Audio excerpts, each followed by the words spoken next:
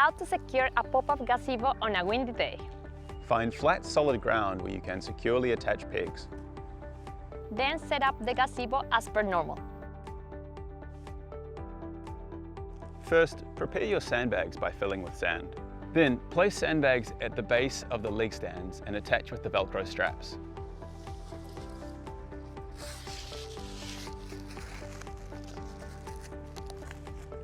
Next, attach clips to the top of the canvas.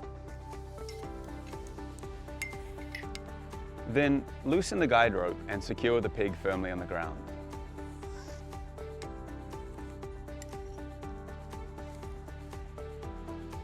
Then, one at a time, evenly tighten the straps, making sure the structure stays square. The maximum wind rating is 80 kilometers per hour with proper tie downs and no walls. Thanks for watching. If you'd like to learn more or try out one of our gazebos, you can visit us online at blackhawks.co.nz or come visit us in store at Hillcrest, Auckland.